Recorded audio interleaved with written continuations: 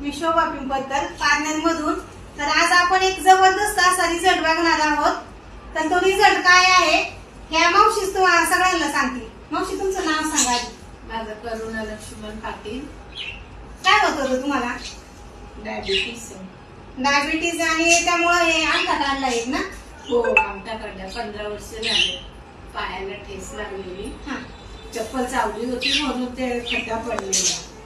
मग ते ऑपरेशन केलं, पण मला त्या औषधामध्ये जरा गुण आला। तर शुगर माझी पहिला 500च्या वर होती, आता कमी आहे एकदम।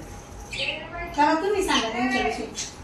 या माझ्या सासूबाई आहेत, त्यांना मी 2-3-4 महिन्यापूर्वी मुंबईला अंगठ्याला चप्पल चावली म्हणून त्याचं निमित्त झालं आणि त्याच्यानंतर ते ऑपरेशन केलं।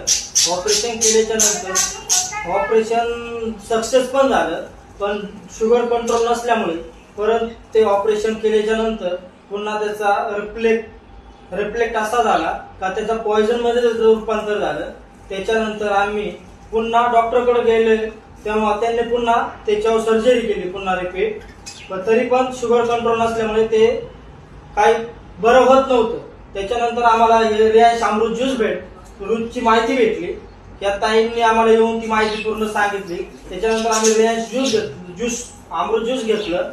त्या रियाज अमृत ज्यूसच्या नंतर आम्ही त्याच्यानंतर 1 ते 1.5 महिन्यात आम्हाला असा रिझल्ट भेटला का ती जखम पण सुकू लागली आणि डायबिटीस जी 15 वर्षापासून होती आणि बीपीची गोळी जी 15 वर्षापासून चालू होती, आज ती बीपीची गोळी पूर्णपणे बंद आहे। आणि जे इन्सुलिन 3 वेळेस घेत होतो ते आज इन्सुलिन 1 टाइमला चालू आहे। एवढा आम्हाला या रियाज अमृत ज्यूस पासून रिझल्ट भेटलेला आहे। सर पहा मंडळी, त्यांचा एक पायाचा अंगठा पण एक बोट काढलेले आहे आणि त्यांची जखम एवढी वाढली होती का ती लवकर जर कंट्रोल मध्ये नसती आली तर त्यांचा पंजा पण काढावा लागला असता। पण आपलं अमृत ज्यूस आणि डायबोजी आपण त्यांना दिलं आणि त्यांना 1 ते 1.5 महिन्यात पूर्ण जखम सुकी पण झालेली आहे। जवळ घ्या, जवळ घेऊन दाखवा। आधीचा फोटो पण आहे आपल्याकडे, तो पण आपण दाखवू त्यांना समोर।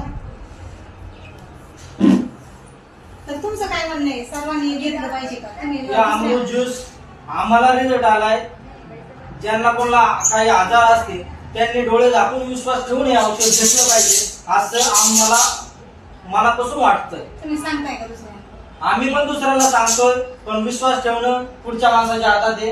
कितपर्यंत विश्वास ठेवायचा हे पुढच्याने पण मनात आणलं पाहिजे, किंवा डॉक्टरकडे पैसे खर्च करायचे का अमृत ज्यूस घ्यायचं हे आता ठरवलं पाहिजे। धन्यवाद।